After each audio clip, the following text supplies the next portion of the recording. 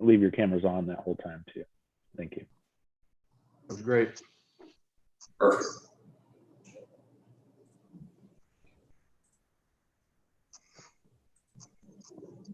All right, for everyone hopping on here, we're going to be getting started here right around 10 o'clock.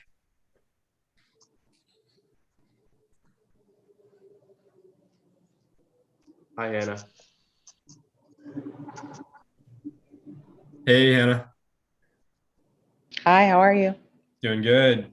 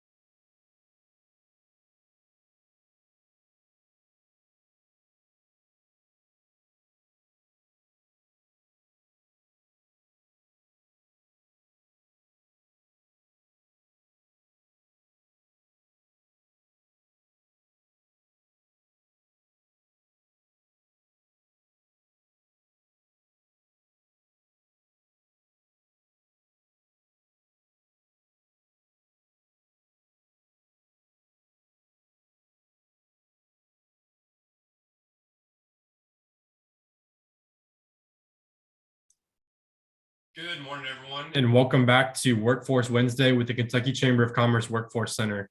My name is Zach Gobert, and I'm a talent pipeline project manager with the Kentucky Chamber. I help to direct our Bus to Business program, and I'm excited to have you all here today. I would also like to thank our sponsors, KY Sherm and KCTCS, for supporting students and investments in helping bring classrooms to careers. All of our resources and videos are on our website, kychamber.com/bus2business, and this session is being recorded and will be available on YouTube to rewatch afterwards. Whether you're one of the 115 students tuning in with us live today or joining us virtually afterwards, we're excited to have you here and thank you so much for being here. Harper, I'm going to go ahead and pass it over to you to share some exciting information on our upcoming competitions. Thanks, Zach, and hello, everyone. Good morning. This year, we are super excited to launch our 2021-2022 Best of Business contest. So we have 3 contests this year, one for elementary school students, one for middle school, and one for high school students. So each month, students in kindergarten to 5th grade are invited to download or request a printed copy of our newly released Best of Business coloring book. This coloring book highlights critical Kentucky jobs in different industries, including construction, healthcare, equine, manufacturing, and much more. Each month, students will be invited to submit their completed coloring pages online, and selected winners will be featured on social media and on our Best of Business website. For the month of November, elementary school students, please complete the Maritime page, which is page 7 of the book, and submit your entry using our links on our website. Middle school students in grades 6 through 8 are invited to participate in a monthly contest, encouraging them to learn more about jobs in different industries. Students can submit a paper, video, or presentation about an industry-specific job of their choice. Winners will be recognized on social media and our website, as well as invited to join a special call with a leading Kentucky public official later on in the school year. For this month of November, also, entries should be focused on the maritime industry. And lastly, high school students in grades 9 through 12 are invited to participate in a video contest with prizes up to $500. To be eligible, students must interview a community member who currently holds or formerly worked in a job that they find interesting. Following the interview, students will record and submit a short video, 5 minutes or less, discussing what they learned and some next steps that they will take to prepare for that job. Winners will be announced each month, and for the month of November, please submit your entries focused on the maritime industry as well. For more information and links to submit you or your students' entries, please visit kychamber.com/bestofbusiness. Thank you all so much, and we can't wait to see your entries.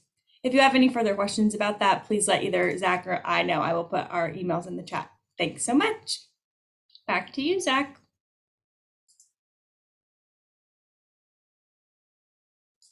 Zach, you are muted. Oh, there we go. Thank you. So today is going to be our kickoff to our Kentucky Signature Industries Month, and we will be hearing from Beam Suntory, Kentucky Peerless, and New Riff Distilling, and learning more about one of Kentucky's biggest staple industries. Our Talent Pipeline Project Manager, Zach Morgan, will be watching the chat for any questions and will lead the group in a facilitated conversation throughout today's session. Please feel free to put any questions in the chat, and we will ask our employer panel. I'll now kick it over to Zach Morgan. Thanks.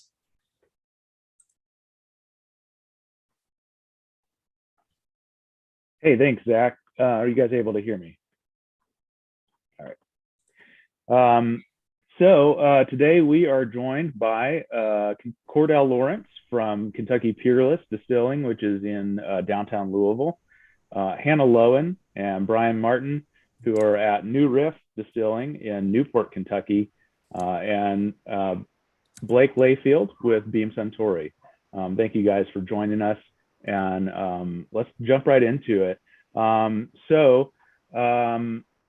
Let's start out with just a quick introduction of the process of making bourbon and distilling, and what's this all about? Like, how does it even work? I'm going to let whoever wants to pop up and tell us how does distilling work, and what are the different steps to making bourbon? I nominate Brian, who makes bourbon every day, to tell us. Awesome. That's Go fair. for it, That's Brian. fair. Yeah, so I mean, at the base, it's honestly a fairly a simple process, and one of the reasons that I really kind of was drawn to it, first brewing and then distilling, is that you're essentially taking a plant, a grain, just grows, all over this country, all over the world. You're mixing it with water, heating it up so that the heat can break down some starches into sugars. You then combine that with yeast, and the yeast turns those starches or those sugars into alcohol and carbon dioxide. You let it ferment there for a few days, and then you run it through a still, whether it be a column still or a pot still, and the steam, the heat, then also again strips the alcohol out of that essentially fermented beer into condensed alcohol, ethanol, that you then age and oak barrels for as many years as you can, so you feel like the quality is there. It's again a very a pretty straightforward process that we love, and you can make a lot of changes at any point in the process. That's what makes all these wonderful whiskeys different. But at the base, it really is a fairly simple process. Beautiful. Just to build on Byron's commentary there for the high schoolers, how do you level that up into what you're learning from a high school perspective? You've got agriculture and grains like corn, wheat, rye, and barley. Byron talked a lot about some of the specifics during the process, but chemistry. It's all about chemistry during the mash around enzyme chemistry and the breakdown of starches into fermentable sugars. Microbiology during fermentation, how the yeast utilize those fermentable sugars and convert that into CO2, ethanol, and flavor compounds, as well as distillation, which is all engineering. So all these key critical concepts you're learning in high school are so applicable to each of the processing steps in our industry. Awesome. Cordell, can you describe for us some of the different, so we've heard about the different parts of the process. Could you describe for us some of the different jobs that are in a distillery? Maybe even tie those to the different parts of that process all the way to the customer. Sure. So the most straightforward and kind of glamorous one, if you will, is the master distiller. They're the ones that are overseeing the process, kind of the combination of what they call the art and science coming together to make a unique product for that same distillery. In our case, we also have an assistant or morning distiller that gets the cook going in the morning before it's fermenting and then eventually distilling. And then kind of the back of the house in terms of business, we have an accountant who keeps the very important tax records and books about each of those products that's distilled to make sure the tax reporting is correct. In addition, we have people in accounting, operations, finance, marketing in general. We have an attorney on hand as well, and various other production and tourism managers throughout our facility. So, for example, we're a craft distillery with about 22 employees. So many times each of us wear multiple hats. So a title may say one thing, but oftentimes you're doing 3 or 4 tasks. And luckily, we have a very skilled workforce that's had a varied background that allows them to do different tasks and different skills. Fascinating. Hannah, do you have any comments to add to that, or anything that's already been said? Sure. I'll add to what Cordell is saying of the variety of, everybody from accounting and folks dealing in finance and dollars and math, all the way to the folks that we have on staff now that are focused exclusively on photography or writing. And so there really are, because most of the big distilleries and small distilleries in Kentucky are going truly from grain, from that agricultural product, to something that's being sold in the modern marketplace. We have people working in every step of the way. And so staff that are completely dedicated to, like I said, writing and photography and the marketing sides of things, all the way down to the folks who are chemical and industrial engineers. So huge range of roles and backgrounds that people bring to this industry. That's really neat. And Hannah, can you keep going on that topic as it applies to tourism? Because Kentucky is really on the world stage when it comes to our bourbon. Everybody knows about Kentucky bourbon, and people come here from all over the world. Can you talk about some of that exposure and how Kentuckians who are in this industry and get these jobs get to interact with people from all over the world? Absolutely. One of the jobs that we hear a lot in our industry is called an ambassador. And I think at every company, an ambassador maybe has different specific responsibilities. But on the whole, it really means a person who is representing the industry and the company to new folks. And like Zach is saying, we have visitors from all over the world. It's their first time in America. It's their first time in Kentucky. And so it's so important that people understand history. They know the history of the state and the industry, that they're paying attention to the world around them. They're kind of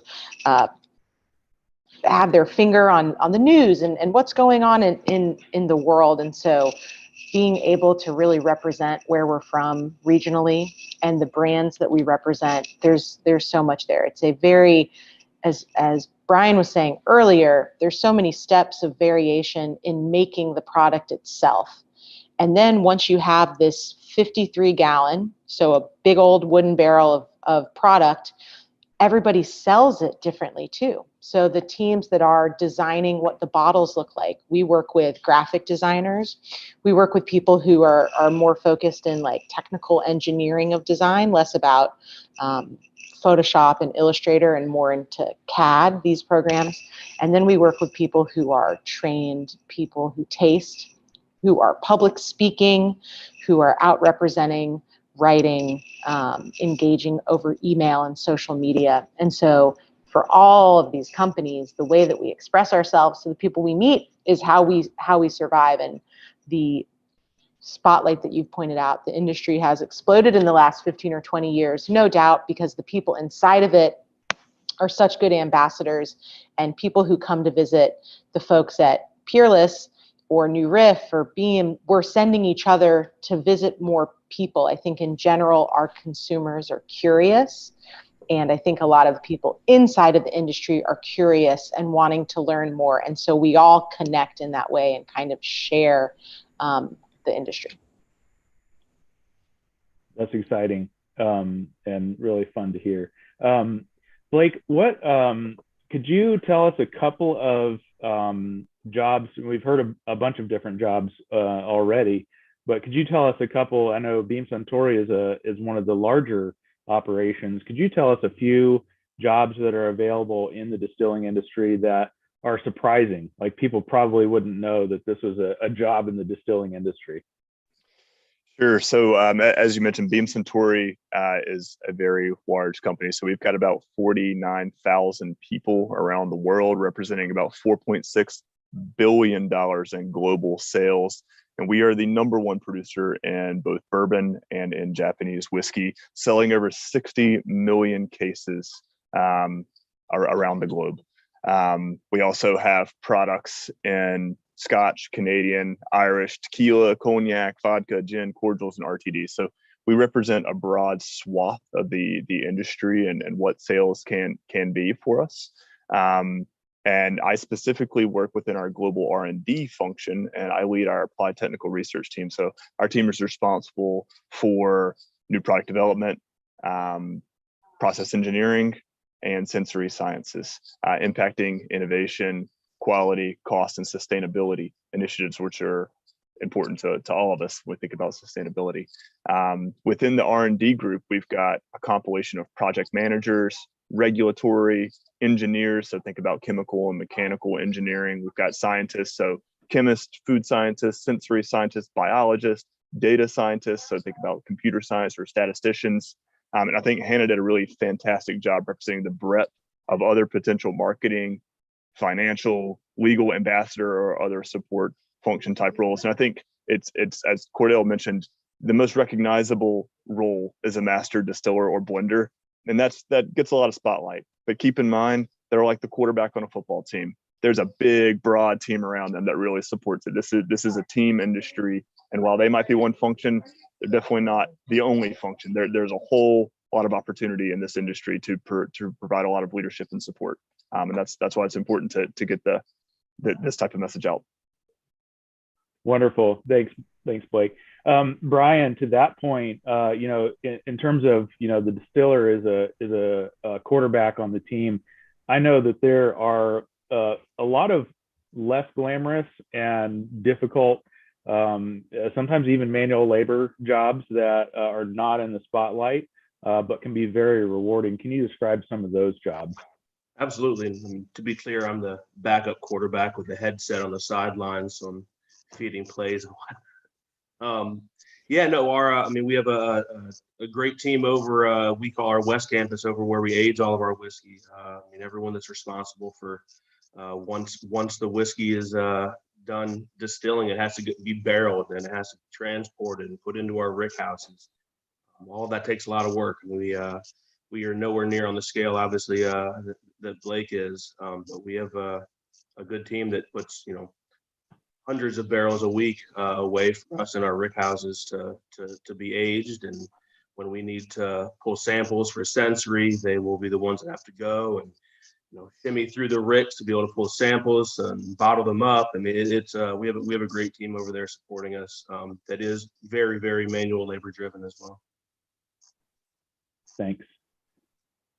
Cordell, I'd like to shift we've got a pretty good overview of what the industry looks like and the different types of jobs and different exposures that are available when someone gets into this industry. But Cordell, I'd like to shift a little bit toward kind of how your all's personal experience has been in getting into this world. And could you start us out by kind of describing how you got into this industry and what your different jobs were along the way, and how what that work was like? So luckily, my family was always fascinated by the industry, but very few of my family members were actually involved in the industry. I had two aunts who were in support roles over Brown Foreman, but outside of that, we had a real respect for the cultural impact that bourbon had in our state.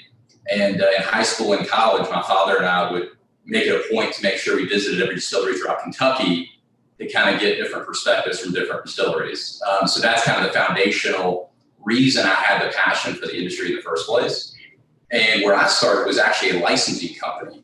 So we provided all of the non-spirit products for brands like Maker's Mark and sold those products via e-commerce in the very early days of e-commerce. So we ran essentially the online makersmark.com gift shop. So you can imagine that's product development, that's licensing agreements, that's trade shows, anything you can think of along those lines in terms of promoting that product, developing that product. I was able to then transition to the largest advertising agency in Kentucky, Joe Anderson, located in Louisville, and had the privilege of working on brands like Maker's Mark, which is an Avim Suntory portfolio, as well as Lefroy Scotch and other bean brands.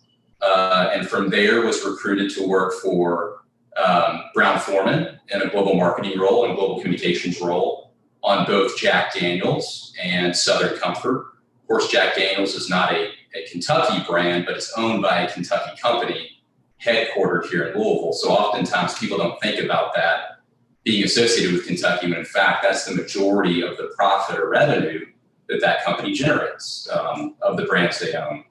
And from there, luckily ended up here at Peerless. I've been here for the last 5 years, more in a senior executive role, operations and management of this company, and a very small operation here.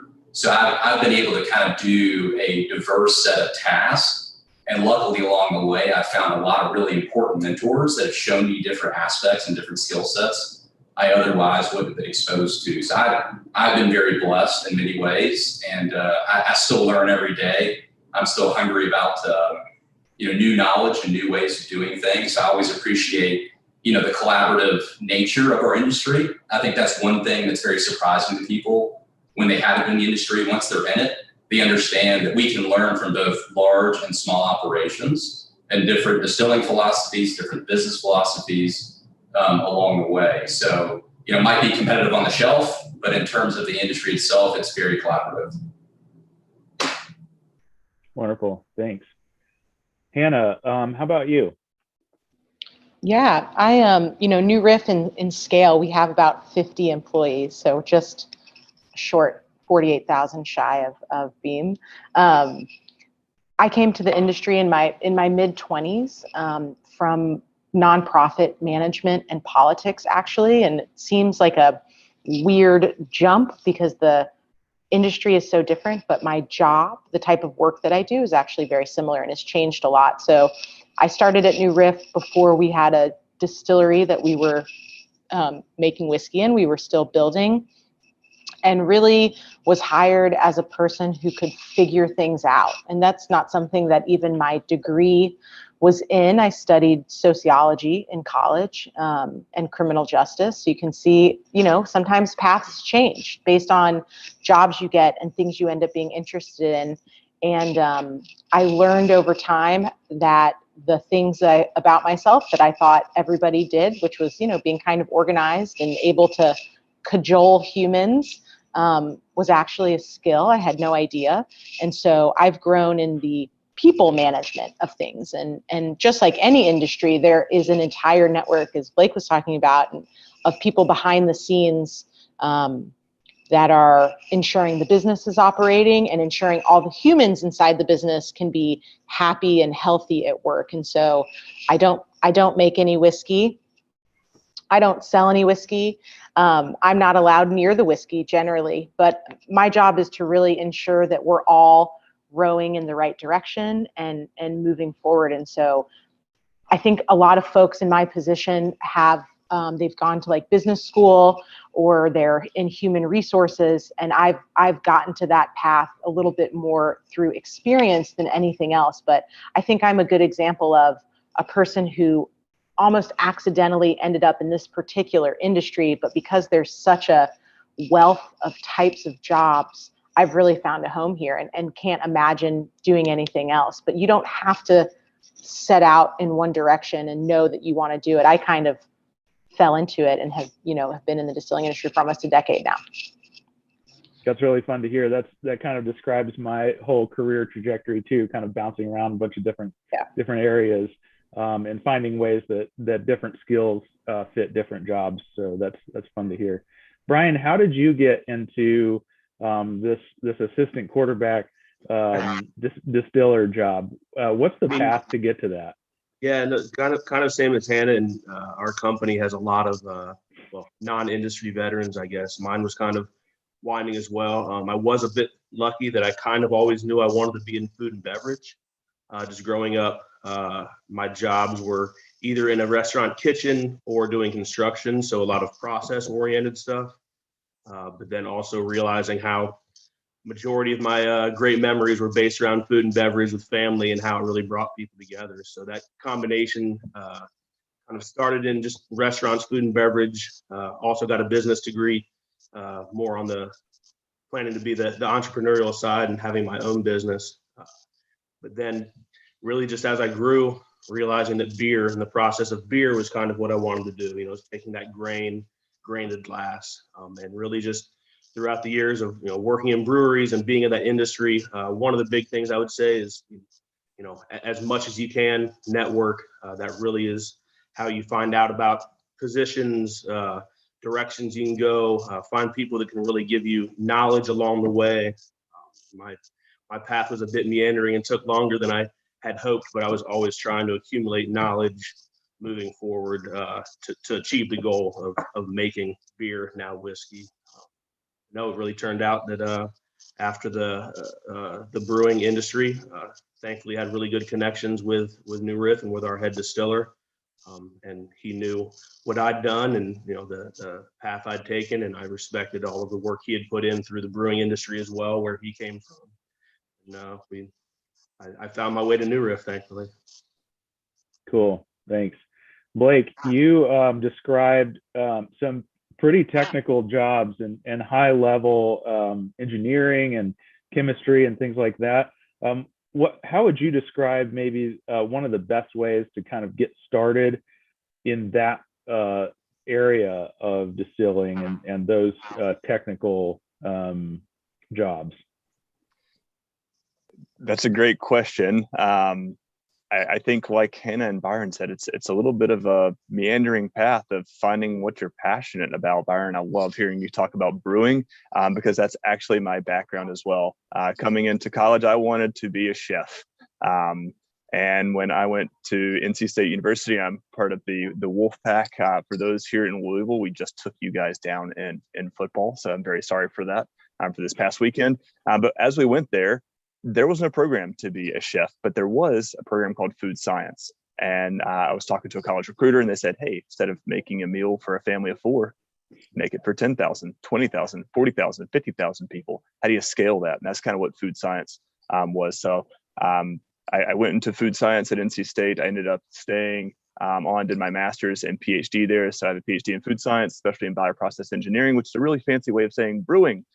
So I ran a small brewery there, and I just really fell in love with that conversion of grains into a liquid that people really, really love. There's just something about that process of mashing in, the smells that happen during the mash. When you add the hops in, it's a very different smell that I just really, really loved. So I kind of took that really academic technical knowledge and I went to work for Diageo. Diageo is the #1 spirits company in the world. And I did a lot of work on Guinness and Smirnoff and some other very big brands they had. And I learned just a really broad exposure to our industry, much like a lot of the products we have at Beam Suntory. So I am one of those kind of industry veterans and was very much a subject matter expert in brewing. I'm a great distiller, a great developer, but I've taken a career shift now. And now, like Hannah said, I'm learning people management, because it's not just about what you can deliver from the technical side, it's how you bring that technical knowledge to others, how you motivate and inspire other people to work for that broader kind of purpose and your broader goals. So now I'm more of on the business brand acumen side, translating technical to marketing, which isn't always the easiest thing, to help consumers resonate to our story, to protect the quality of our brands, the equity of our brands, and to speak to why all these really fascinating technical details that Byron and people like Byron create, how do we help those resonate to our consumers to help them understand what's special about Kentucky bourbon and the brands that fall under that category. Thanks, Blake. That's a beautiful scene to just imagine all the different ways that that we can get into this world and impact either just a few people or even thousands of people. And so that's pretty exciting. I want to shift again to talking about some practical aspects for the students who are on this call. But before we do, I want to bring the attendees, the students and teachers who are online right now. I want to bring your attention to our Q&A. You should see a button there at the bottom of the screen for Q&A. And so if you're a teacher in a classroom with a bunch of students, and any of those students have any questions, if you can help by just type that question in the Q&A box there, and we'll try to get to it if we can before our time runs out. And really any question that this conversation has brought up in your mind in terms of how to get into the distilling industry, or even technical questions about how it all works, or background of these distilleries, any kind of questions that you've got in your mind right now, just put those in the Q&A, and we'd love to try and get to those. But like I said, I want to shift again a little bit to while we're waiting for some of those questions to come in, because I know they're out there. I can't stop thinking of questions whenever I'm hearing great discussions like this. So I know you all have questions, so I'll look forward to seeing those. But while you're typing those in, let's shift again a little bit and see some kind of practical answers to a few of these questions. Cordell, could you, you've been involved in this industry for some time now, and you said your family interest in it. Could you describe for us a little bit kind of the scope of distilling in Kentucky? What parts of the state can you find distilleries, and what's the what's the geographic distribution? Because we have students on here from all over, and it'd be interesting to hear how far away from them some of these locations are. Well, great question. So since the distilling boom has happened within the last couple decades, there's now a distillery essentially within about a 30-minute drive of most counties throughout the state. There tends to be a concentration along I-64 between Louisville and Lexington, with offshoots in Frankfort, Versailles, and Lawrenceburg. But there are a number of craft distilleries throughout the state. Of course, New Riff is a great example of holding down the fort in the northern Kentucky region, which has great impact on the greater Cincinnati region as well. But anywhere from eastern Kentucky to western Kentucky, there's a wide swath and diverse set of distillers and distilleries that are out there. In fact, our master distiller was from Bath County, Kentucky, and he grew up on a dairy farm. So he had no distilling background whatsoever, did not grow up in a family that, in fact, consumed spirits or alcohol beverages of any type, but he was always fascinated by the science and art of distilling. So with that, he was a chemistry major at Morehead State University, and then was able to attend the Moonshine University or Distilled Spirits Epicenter here in Louisville and learn under some of the greats of the industry. So he was able to shadow about 7 master distillers over 2 years to then obtain those proper skills. And then they acted as matchmakers to introduce him to the team, including myself here at Peerless. So that's a great example of a born and bred Kentuckian growing up kind of in an obscure part of the state and finding their way to the heights of the industry. That's really awesome. Hey, just one build to give a scope of the size of this industry and what it means to Kentucky. Do you know that there's 10 million barrels aging here in Kentucky? That's almost 2 barrels per every man, woman, and child in Kentucky. It's, I think, really interesting to understand the size of that for the Commonwealth of Kentucky. And it's also interesting to know that distillers pay about $33 million in aging barrel taxes in 2021. So this industry contributes greatly to the fiscal financing of how the state runs. So it's not only important to us from a job, it's also important to this state in general. And we've seen that increase 140% over the past 10 years. So that gives you just some indication of how this industry has really grown in the past 10 years. That's pretty awesome. This question is for anybody. What do you see as some of the potential for growth? I know there's been a boom, and you've talked about it a couple of times already just over the last 10, 15, 20 years. But what can we look forward to over the next, say, 10 years? If we've got folks who are in high school right now and thinking about, kind of the first steps in their career, and, thinking about, maybe the next 5 years in the future or 10 years in the future, what can we expect in terms of what jobs are going to be available and what the industry is going to be doing? Well, in terms of the size of the industry, it's roughly going to double by 2030. Oftentimes I think in Kentucky, we get what I call bourbon fatigue, right? We've kind of seen it all. We see all the news every day. We think, okay, it's kind of reaching maximum saturation, right? There's too much going on. When in fact, outside this region, even within the US, people are just bourbon curious, right? So they're just now discovering what the spirit is, what it's about, cultural relevance. So there's so many opportunities for us to grow this category in a major way. And things like automation, things like digital marketing are really the wave of the future in terms of our industry, right? So people that have that art, science, and technical background will be the ones that really thrive, or the people that are able to pick up those skills over the next decade will definitely thrive in the future. So there's a ton of opportunity for people that are into computer science or science of any type to thrive in the bourbon industry. Yeah, I wanted to add on what Cordell is saying about digital expertise and folks who are able to bring parts of this industry, which are very modern in some ways in the R&D that folks like Blake are doing, and very traditional in other ways. I think a lot of the brands of the industry are built on like multiple hundred of year traditions. But as this industry pulls itself more online, which is happening slowly, I know most companies are looking to hire, especially younger professionals who understand that world kind of naturally. It's been part of their life since the get-go, and they're very comfortable online. And so I think that's a huge place where growth is going to come, to be able to reach more customers, to be able to have more specific relationships with customers that can exist online, that for a very long time this industry has not legally been allowed to do, and that's slowly changing. So yeah, computer science, software engineers, coding, all that stuff is a part of this industry in the future as well. Thank you.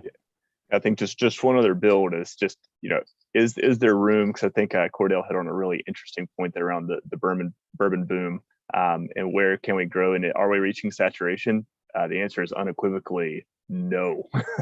There is so much room to grow. And I think there's always this interesting perception, especially for people in the US, that the US is the only place you can sell alcohol. I can tell you that only like less than half of our sales come in North America. That's Canada and the US. There are huge markets and regions in Asia, international region, especially think about the growth in China and India. We've got a ton of runway in this industry. So we expect those growth trends to continue. And some other interesting areas for growth that are just of note are just around expanding choices for people. And you'll see a lot of low and no alcohol things, and kind of really hitting on responsibility and how to consume alcohol responsibly. So you'll see a lot of companies are starting to put nutritional labeling on a lot of their things to really help people understand the choices that they're making with this industry. And you'll also see big pushes on nature. So how this industry touches our water sources, how we touch our forests and our farms, and how we get better on packaging. So I know a lot of people see plastic and the conversations around plastic. Companies like Beam Suntory, your Diageo's, and our smaller companies like New Riff are certainly working on this in major ways. Thanks, Blake. So I want to go to our chat for a question. I'm seeing a couple of different places that folks are tuning in from: Monroe County, Kentucky, and Jessamine County. It's really great to see your all's questions, and I've already kind of incorporated a few of those.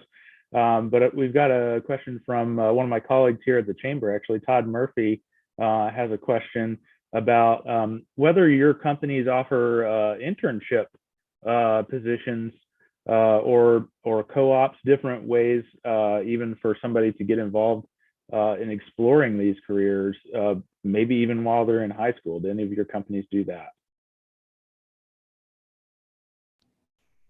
We don't right now, and part of that's just the age of the company and as we've matured, but it's actually something we're actively pursuing and working on. So I think a lot of the smaller companies that have opened in the last 5, 6, 10 years, they're all kind of maturing out of startup mode and becoming more grounded and able to bring in new talent and need more talent. So for New Riff, I know literally we're working on that right now, is having an internship program. We work with, especially up here in Northern Kentucky, have some relationships with local trade schools and some high schools that have corporate work study programs. We're in active conversations about that. So even if there are places in your local community that don't have it, don't be afraid to reach out if it's something you're interested in, because a lot of companies, big and small, can kind of make things work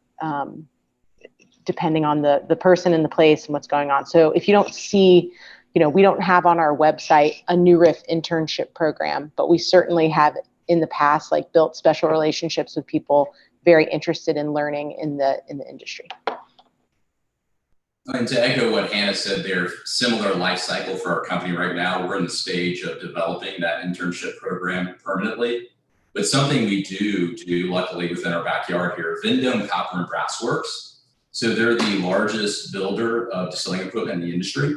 So we partner with them to bring in high school students throughout the area of the state to actually have an experience if they're interested in the science of distilling, manufacturing, as well as creating the stills themselves, which there's about 95 union welders that have a union shop there at Vendome. So that exposure to the trade side of that, of how you build a still, and then also how a still is operational and how you actually manage that still from a distilling standpoint. Brian, if you had someone walk in your door who had a couple of years of experience building a still from scratch, how would that make you feel?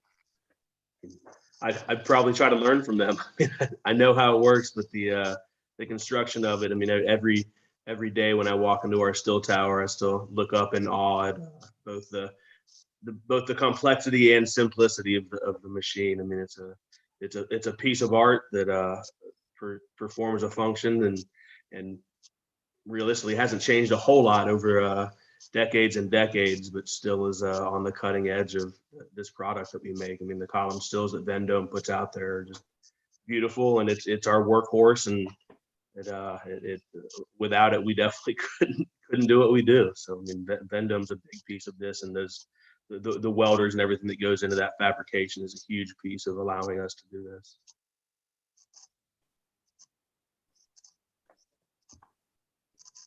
We have a question here from Ryan Adams' class in Nicholasville. Can each of you share your particular favorite recipe or bottle from your distillery?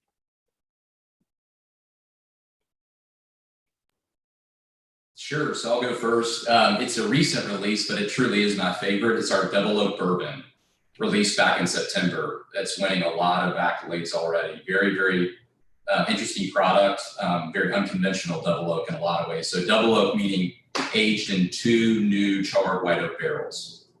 So a new product for us. I'll share. We're actually this week releasing a product that's made with an heirloom grain, and we've done a few whiskeys with kind of like old grains, essentially strains that aren't used in modern farming. And the one we're releasing right now is a collaboration with a local bakery, actually. And so they're friends of ours who are awesome bakers, and we know use these kind of older or heirloom grains. And we reached out to them now 5 years ago and asked if they were working with anything that they really loved, and actually worked directly with a farmer about planting a field of this stuff so that we can make whiskey out of it. And there's a lot of companies throughout Kentucky that actually at this point have their own farms. And so they're literally growing the grains that they're making their whiskeys out of. And so these are processes that take decades, all things said and done. But it's an exciting thing for us to be able to kind of highlight and explore older grains that haven't been genetically modified, et cetera. It's a good learning experience for us, but it's another example of the line from farmer in Kentucky or for us, sometimes we're working with people in Indiana or Ohio, to a product that's being sold on the shelf is not so far. And those are direct conversations we're having with people at all different spots along the industry. Yeah, we've got a glut of really amazing products within the Beam Suntory portfolio. I absolutely love our Yamazaki 12-year, which is a Japanese whiskey, Kawase Ekuto, which is like a cognac. Within Kentucky, we've got the Jim Beam brand house and the Maker's Mark brand house. And I will say one of my favorites is Maker's Mark 46. It's a classic. I really like it because it has a bit of tactical, scientific, technical engineering to it, where they take the standard bourbon process and then they do some incremental stave aging, where it's kind of like toasting some of the staves to deliver some unique flavor profiles, and it just makes such a fantastic variety of cocktails that you can make with that. I would say mine's probably our 6-year-old malted rye that came out a few months ago, just for a few reasons. One, it's not a bourbon, so it's a little bit of a change of pace for us sometimes. But the smells in the distillery for this, Blake was alluding to that, some of those smells earlier. Malted grains, which a quick and dirty what malting is after the grains have been harvested. They allow them to start the germination process a bit, which allows some of those starches, enzymes that develop in starches, to start the breakdown into sugars, and then they dry it.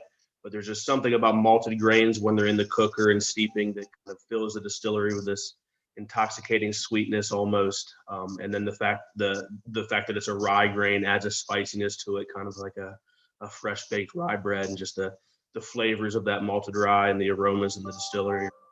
Definitely my favorite. Thanks. You're really painting a picture there, Brian. Appreciate that. So very soon we're going to hand things over to our friends over at the Kentucky Community and Technical College System to give us a word about some of the things that they offer. But before we do, I'd like to kind of wrap things up here by going around the circle, and I want to ask you guys each to give a little bit of advice. If you were to give yourself advice when you were in high school, maybe 17, 18 years old, if you were to give yourself a piece of advice, about getting into the distilling industry, what would that be? And so let's just go around the room with that one, and let's give these folks from around the state a good handoff here. I'll start. I'm in the top corner on my screen at least, so that feels logical. Good. I think my advice for entering the distilling industry, or any really, is just to don't be afraid to ask questions. I think a lot of times we all think that people in positions or jobs that seem like bigger or more impressive, we assume that those people are somehow different than we are. And this industry, especially because it's Kentucky and because it's something we all enjoy together, it's a product that you share, are very open. And so you would be shocked that if you send an email to a master distiller at some of these places or to anybody and said, I'd love to come in and have a conversation, I'm really interested, I'm quite sure that you would get a hold of somebody who would be willing to do that. And I think don't be intimidated to try that. And if you're interested, ask that question, because even if somebody might not have time at that moment, they're going to connect you with somebody who will. And I think, as all of us had mentioned, if you don't kind of have different conversations with different people or experience different things, you're probably missing out on a whole host of opportunities. And the fact that you all are on the call today and you're learning about it now is a perfect example of you taking the time to do it. So you're on the right track for sure, but just don't be intimidated. All of us were in high school and are probably not that impressive in real life. So don't be afraid to do that. Just because I'm going to piggyback on her main point, I'll go ahead and go with the intimidation part. I mean, there's also so many opportunities in this industry. I mean, especially coming out of high school. I mean, whether you're once you're of age, working behind a bar, learning more about the final product, going to a trade school and learning how to weld. I mean, our maintenance team is so integral to what we do. And when things go down in the distillery, it's not us that fix it. It's our great maintenance team. So, whether that be plumbing, pipe fitting, I mean, a lot of those angles as well are great avenues into the business. But just don't be intimidated by the grandeur, the romance of the industry, and just know that there are a lot of little pieces and a lot of very important jobs that if this really is your goal to get into this industry, there are a lot of opportunities, and try to accumulate the knowledge and find a direction to find your way in. And I would say become a student of the industry. And what I mean by that is be open to, and echoing a lot of what Hannah and Byron said as well, it's a two-way street, right? So you can also provide information to the person that could be your mentor, a different perspective, fresh eyes, if you will, on things that they really appreciate. I think that was one of the most exciting and surprising things once I started asking around the industry when I was in high school and college, of how many people actually wanted to hear my thoughts on something or wanted my opinion on something when I was just seeking advice from them or seeking kind of input from them. It really works both ways. And it's amazing how many of those people I still stay in touch with to this day. Decades later, I can still reach out to, and they still want my opinion. I still want their opinion. So you kind of build your own ecosystem, if you will, within the industry. And those people are always calling on you for advice, and you're calling on them for advice. So it's kind of that early mentoring that serves your lifetime. If I could go in a time machine and revisit my high school self, I think the first thing I would tell myself is to invest in Amazon, Apple, and Bitcoin. But after that, in all seriousness, I think Hannah, Byron, Cordell nailed it. Be curious, ask questions. And I mentioned the team aspect of this industry. Value we over me. Make sure you cooperate with your colleagues across other areas. Don't be siloed and so stuck in your technical function that you don't see the forest because you're stuck in the trees. Do what's best for the collective good and be accountable for the impact of your behaviors, actions, and decisions, and how that can impact others. And just make sure you show appreciation for others. This is a fun industry. We all work really hard though, so making sure you show appreciation for others, I think is something really sought after. Awesome. speaking of showing appreciation for others, I want to thank all of you for your time and energy today and helping us learn more about Kentucky's signature industry, which is distilling. I've learned a lot. I know that the students who tuned in have learned a lot too. And I mean, I'm excited, about the future of this industry. And I feel like the students across our state have a lot of opportunity. Hearing that the industry is growing, it's not slowing down, indicates that there's going to be a lot of jobs for folks who are just now getting started in their careers. So that's very exciting. And once again, I want to thank you guys for your time. And I want to hand off to Zach Gobert, my colleague, to do a quick wrap up before everybody leaves. Yeah, thanks so much, Zach. I just want to echo your thanks to all of our employers on the call today. You all have been fantastic, and this has been a great session that I think is going to provide so much information for our students. Before we wrap up, I'm going to pass it over to Harmony Little with KCTCS for some great information about their programs. Hi, Zach, thank you so much. And gosh, I was not able to join the entire panel discussion, but the parts I joined, wow, really exciting information. I appreciate you all being here.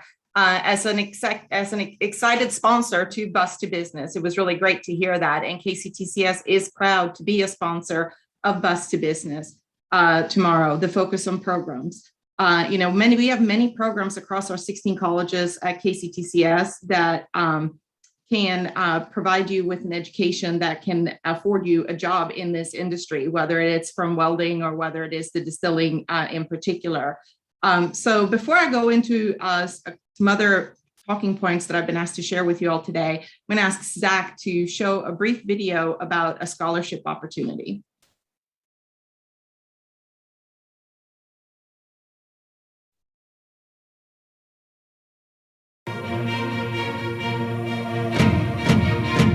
Are you work ready? High demand, high paying jobs are out there waiting for you, and we can help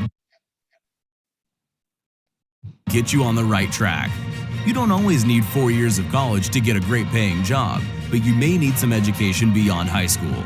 We can get you in, get you the education you need, and get you to work in as little as one class. Work Ready Kentucky is a first-of-its-kind scholarship that provides fast-track, tuition-free education at our colleges for industries that are hiring now.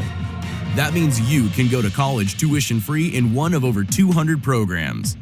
Getting started is easy. The online application is free and quick.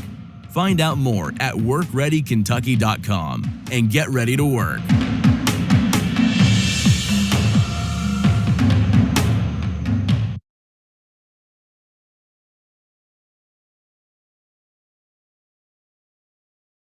Oh, Harmony, I think you're muted there. I see that. Sorry, technical difficulties. Somebody's got to do it. I'm saying thank you, Zach. I really appreciate you sharing that. That scholarship is an amazing opportunity for anybody that's interested in pursuing certain high demand degrees at KCTCS.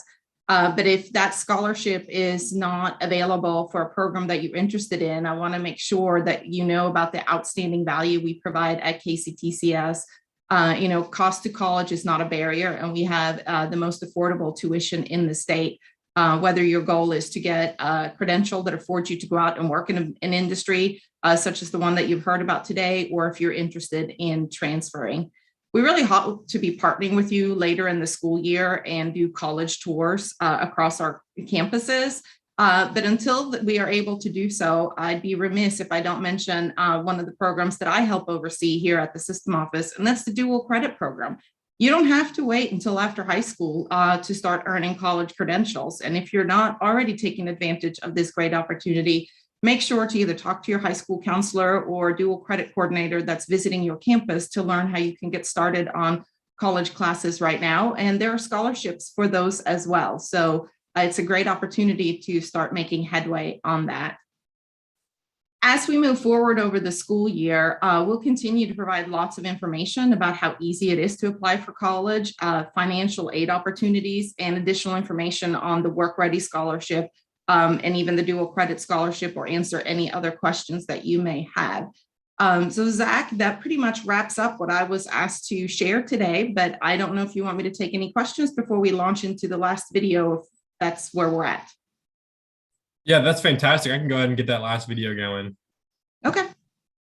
Well, thanks so much for being here, and we look forward to meeting with you all again.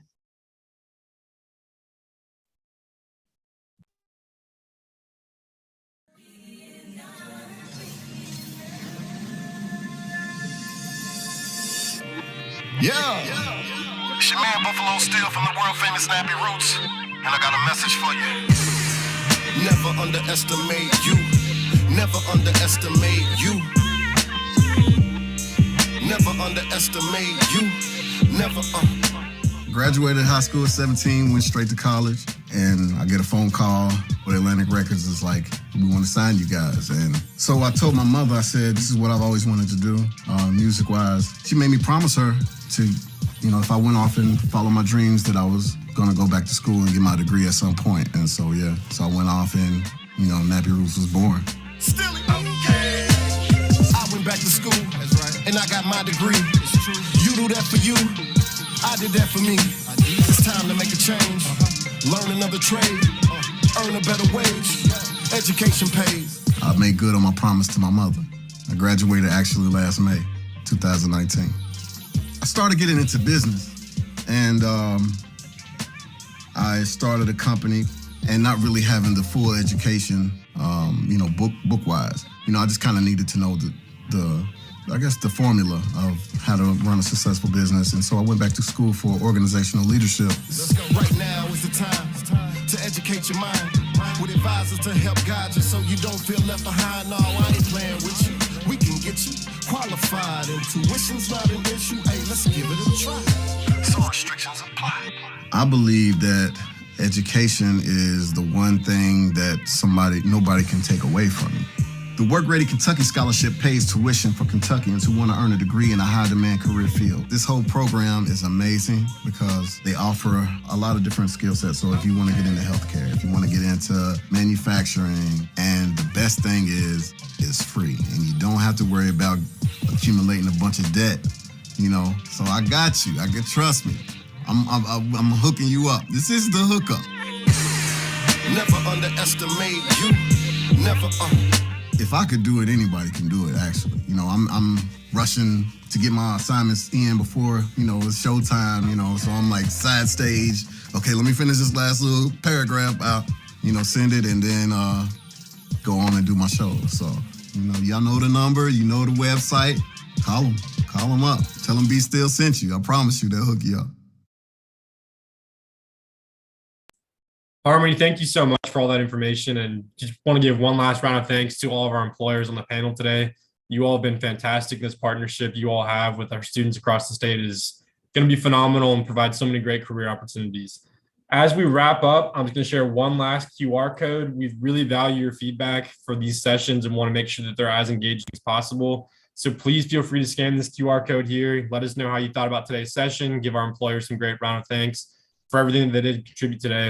And with that being said, we'll see you all next week. Thanks.